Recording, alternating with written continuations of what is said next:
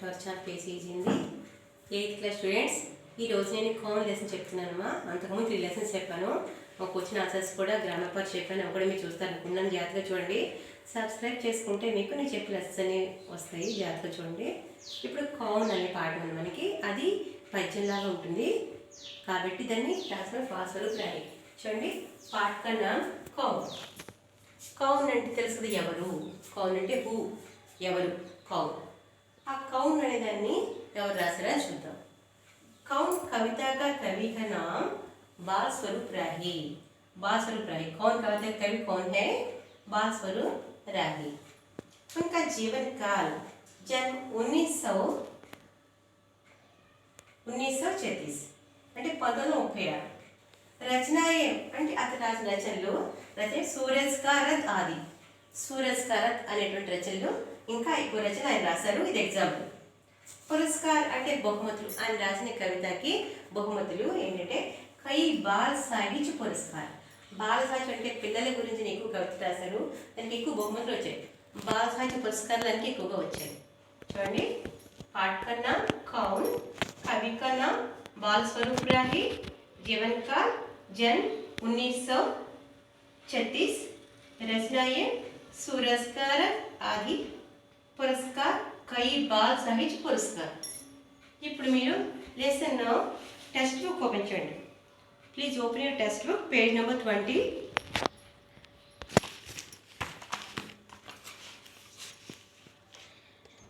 కౌన్ సోచో బోలో. చూడండి, first see this picture. ఇందులో ఎవరున్నారు? చిత్రమే క్యా క్యా దిఖాయి దే రహా హై. చిత్రమే క్యా క్యా దిఖాయి దే రహా హై అంటే బొమ్మలో ఎవరెవరున్నారు చూడండి. చిత్రమే ఏక్ లడకా और लड़की है, ऊपर 2 చిత్ర और बने हैं. చూడండి, చిత్రమే ఏ బాయ్ గర్ల్ ఉన్నారు, పైన 2 బొమ్మలు ఉన్నాయి. 2 చిత్ర बने हैं. एक में इंद्रधनुष है, एक में इंद्रधनुष है. दूसरे चित्र में सूर्योदय है. చూడండి, ఒక బొమ్మలో ముందు ఇంద్రధనుస్సు ఉంది, ఇంకొక చోట ఇంకో పిక్చర్లో సూర్యోదయం జరుగుతున్నట్లుగా ఉంది. ఒక బాయ్ గర్ల్ ఉన్నారు. చూడండి, వే క్యా కర్ రహే హై. వీళ్ళిద్దరూ ఏం చేస్తున్నారు చూడండి. ఇలా పడితే ఏమంటాం? సోచతే హై అంటాం కదా. వే క్యా కర్ రహే హై, వే సోచ్ రహే హై, ఉన్కే మన్ మే అనేక ప్రశ్న హై. చూడండి, ప్రశ్న క్వశ్చన్ మార్క్ ఉంది కదా. వీళ్ళు చాలా ఆలోచిస్తున్నారు. సోచన అంటే ఆలోచన. సోచ్ రహే హై అవరు సోచతే హై. ఉన్కే మన్ మే అనేక ప్రశ్న హై. వాళ్ళలో చాలా క్వశ్చన్స్ ఉన్నాయి. కొన్ని మనకి అర్థం కాని ప్రశ్నలు చిన్నపిల్లలు పెద్దవాళ్ళని అడుగుతూ ఉంటారు. అలాగే వీళ్ళలో కూడా చాలా ప్రశ్నలు ఉన్నాయి. ఆ చెట్టుని ఎవరు సృష్టించారు, ఈ సూర్యుని ఎవరు సృష్టించారు, ఇంద్రధనుష్ ఎవరు సృష్టించారు అంటే ప్రశ్నలు చిన్నపిల్లలకు వస్తూ ఉంటాయి కదా. అలా వీళ్ళు కూడా ఆలోచిస్తున్నారు. వే క్యా సోచ్ రహే హోంగే. వాళ్ళు ఏమి ఆలోచిస్తూ ఉండి ఉంటారు?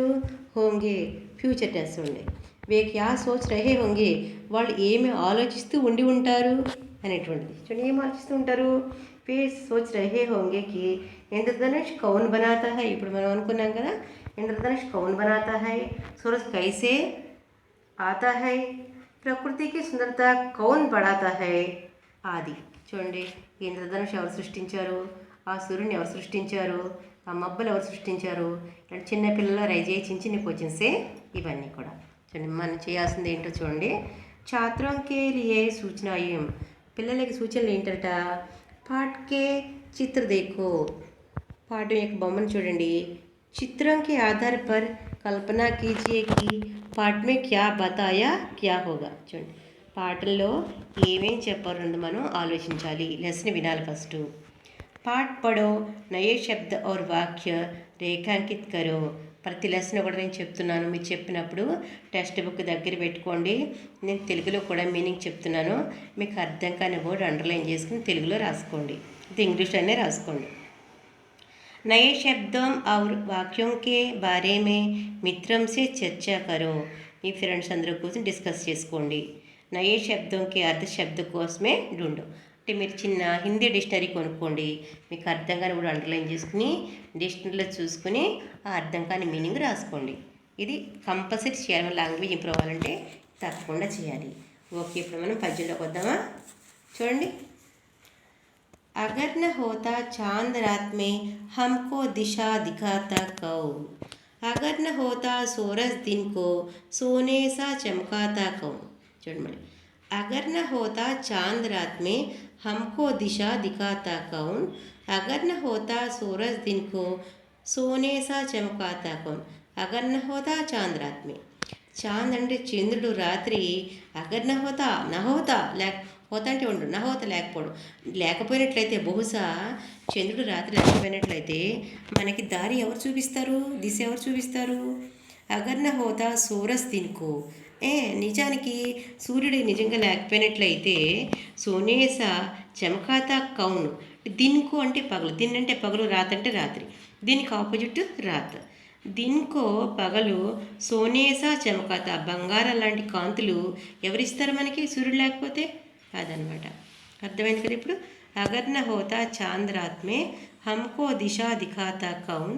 అగర్ న హోతా సూరజ్ దిన్కో సోనేసా చమకాతా కౌన్. ఓకేనా, అర్థమైంది కదా. Second one.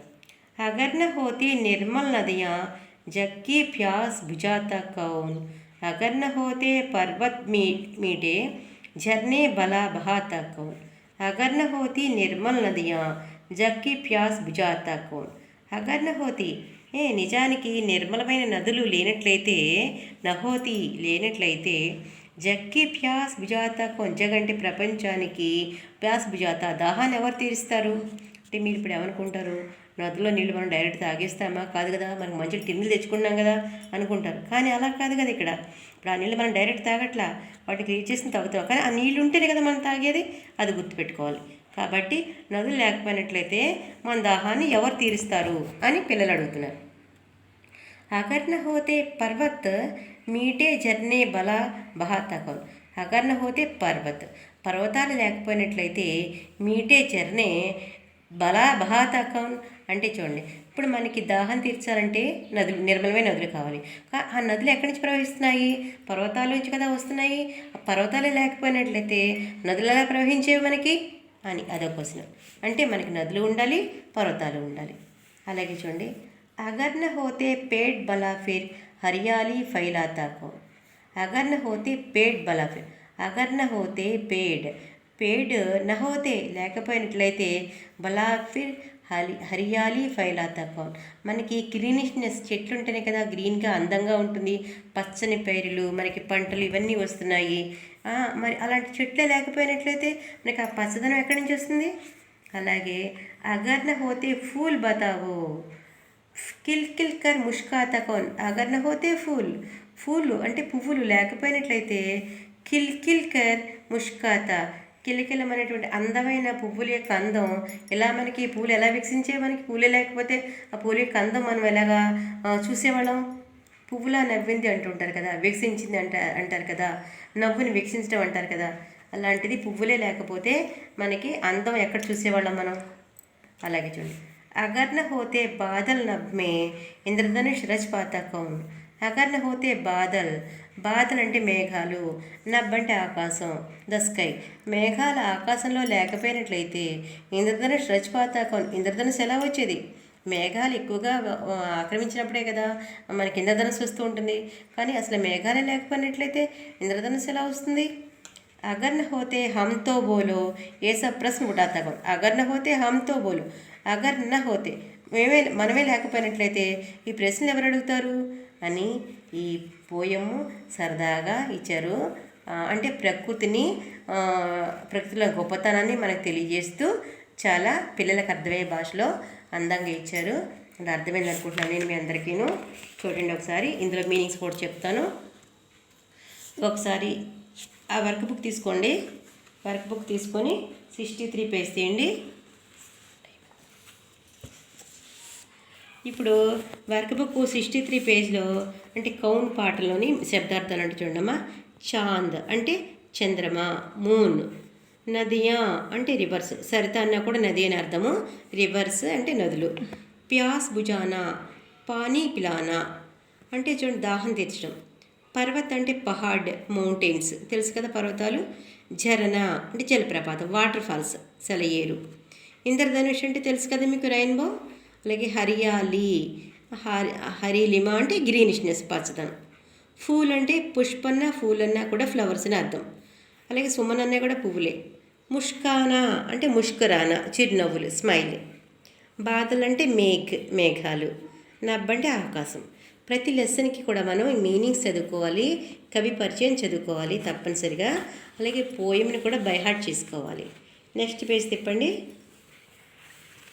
చెప్పిన నెక్స్ట్ పేజ్లో ప్రశ్నలు ఉన్నాయి చూడండమ్మా. పేజ్ నెంబర్ 66 తీయండి. అందులో సోరస్కే బారేమే దో వాక్య లిఖో ప్రశ్నలు.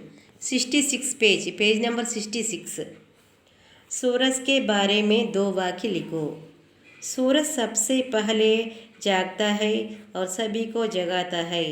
सूरज की गर्मी के सागर की पानी बाप के रूप में बदल है. यह बाप आसमान में बादल का रूप धारण कर लेता है. बादलों से बारिश होती है. इस तरह सूरज एक ओर और दूसरी ओर ठंडा पानी देता है. చూడండి, సూర్యుడి గురించి 2 మాటలు చెప్పమన్నాడు. సూర్యుడు మనకి ఉదయాన్నే అంటే పొద్దున్నే ఆ సూర్యోదయం అయితేనే కదా మనం లేస్తాము. సూర్యుడు పొద్దున్నే లేస్తాడు, మనం లేపుతాడు అని అర్థం. వెలుగు చూసే మనం లేస్తాం. సూరజ్కి గర్మీసే సాగర్ కా పానీ. సూరజ్ అంటే సూర్యుని యొక్క వేడికి, సాగర్ అంటే నదుల్లో నీళ్లు, సముద్రంలో నీళ్లు ఏమవుతాయి, ఆవిరైపోయి బాధలుగా మారి అప్పుడు మనకి ఏమవుతాయి, వర్షం రూపంలో ఆ ఆస్మాన్లో బాధల కింద అయిపోయి, మేఘాల కింద అయిపోయి వర్షాన్ని కురుస్తాయి అన్నమాట. बादलों से बारिश होते. इस तरह सूरज एक ओर और दूसरी ओर ठंडा पानी देता है. ఈ విధంగా సూర్యుడు మనకి వేడిని ఇస్తున్నాడు, అలాగే చల్లదనాన్ని కూడా ఇస్తున్నాడు. వర్షాలు వచ్చేలా కూడా మనకి సూర్యుడే చేస్తున్నాడు. నెక్స్ట్ క్వశ్చన్ చూడండి. పేడం సే హమే క్యా లాభ్ హై. ఈ క్వశ్చన్ మనం 7th క్లాస్లో కూడా చదువుకున్నాము, 2nd లెసన్లో. पेड़ से हमें फल और फूल मिलता है. इसकी छाया में बैठकर सारे पशु पक्षी और मानव विश्राम पाते हैं. पेड़ों से ऑक्सीजन मिलता है. पेड़ों से ईंधन और औषध भी मिलता है. చెట్ల వల్ల మనకి పువ్వులు పళ్ళు అన్నీ వస్తున్నాయి. చెట్ల నీడ మనకి ఉపయోగకరం అవుతుంది. పశుపక్షులకు ఆవాసంగా ఉంటుంది. అలాగే మనుషులకు కూడా ఆక్సిజన్ ఇస్తుంది. చెట్లు మనకి చాలా ఉపయోగం. చెట్ల నుంచి మందులు కూడా తయారు చేస్తున్నారు. Okay, next. पर्वत हमारी सहायता कैसे करते हैं. पर्वताలు మనకి ఎలా సాయం చేస్తున్నాయి. पर्वतों के रहने से जंगलों की रक्षा होती है. हम आंधी तूफानों से सभी बच पाते हैं. तेज हवाओं से पर्वत हमारी रक्षा करते हैं. पर्वतों के कारण मौसम समय पर होता है. పర్వతాలు మనకి అడవుల నుంచి రక్షిస్తున్నాయి, అలాగే తుఫాన్ల నుంచి కూడా రక్షిస్తున్నాయి, అలాగే శత్రువుల నుంచి కూడా రక్షిస్తున్నాయి, విదేశాల శత్రువుల నుంచి కూడా రక్షిస్తున్నాయి. పర్వతాలు మనకి రక్షా కవచంగా ఉంటున్నాయి. పర్వతాలు ఉండడం వల్లే మనకి మోసము సమయానికి మేఘాలు వర్షం కింద కురుస్తుంది అనమాట. పర్వతాలు కూడా మనకి ఎన్నో విధంగా సహాయం చేస్తున్నాయి. అలాగే కవితక సారాంశ అనే శబ్దం में लिखो. ఈ చిన్న సారాంశం చూడండి. కవి బాలస్వరూప్ రాహి प्रकृति के कुछ अमूल्य चीज़ों के बारे में इस प्रकार करते हैं कि अगर अंधेरी रात में चांद होता तो हम रास्ता कौन दिखाता. अगर दिल में सूरज न होते तो सोने के जैसा दिन कैसा चमकता. अगर नदियाँ न होती तो हमारी प्यास कौन बुझाता. अगर पर्वत न होते तो झरना कैसे निकलता. अगर पेड़ न होते तो इस जग में हरियाली कैसे रहती. अगर फूल होते तो खिलखिलाकर कौन मुस्कुराता. अगर आसमान में बादल न होते तो इंद्रधनुष कैसे बनता. अगर हम न होते तो ये सारे प्रश्न कौन पूछता. इस प्रकार हम देखते हैं कि कवि ने इस कविता के माध्यम से अनेक प्रकृति तत्वों के महत्व को उजागर करने का सफल प्रयास किया है. కవి బాలస్వరూప్ రాహి గారు మనకి ప్రకృతి గురించి చెప్పారు. నేను పోయం చెప్పినప్పుడు మీకు అంతా ఎక్స్ప్లెయిన్ చేశాను కదా, అది ఇందులో ఉంది. చూడండి, సూర్యుడు లేకపోతే మనకి బంగారు లాంటి వెలుగులు రావు. అలాగే చంద్రుడు లేకపోతే మనకి రాత్రిలో దిశ కనబడదు. అదేవిధంగా నదులు లేకపోయినట్లయితే మనకు తాగడానికి నీరు లభించదు. అలాగే పర్వతాలు లేకపోతే నదులు ప్రవహించడానికి మార్గం ఉండదు. అలాగే చెట్లు లేకపోయినట్లయితే మనకి గ్రీనిష్నెస్, ఆ చల్లదనం, ఆ పువ్వులు అవన్నీ రావు, మనకి పొలాలు రావు. ఈ పువ్వులే లేకపోయినట్లయితే అందమైన నవ్వు మనకు కనబడదు. ఈ విధంగా ఆస్మాన్ లేకపోయినట్లయితే మేఘాలు ఉండవు, ఇంద్రధనుష్ రాదు. ఈ విధంగా ఈ ప్రశ్నలన్నీ కూడా ఈ పిల్లలే లేకపోయినట్లయితే ఈ ప్రశ్నలు అడిగేవాళ్ళు ఎవరు ఉంటారు అని చక్కగా చమత్కారంతో బాలస్వరూపరాహి గారు మనకి ఈ విధంగా చెప్పారు. కాబట్టి మీరు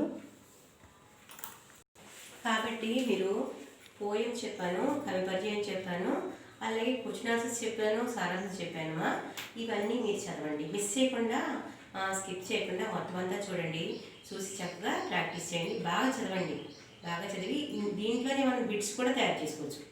మీరు క్లాస్ వర్క్లో క్వశ్చన్స్ మీనింగ్స్ రాయండి, ఎక్కువ ప్రశ్న చెప్పాను కదా అవి రాయండి. అవన్నీ కలిపితే మీకు సారాంశం అవుతుంది. జాగ్రత్తగా చదువుకోండమ్మా. All the best. Good luck.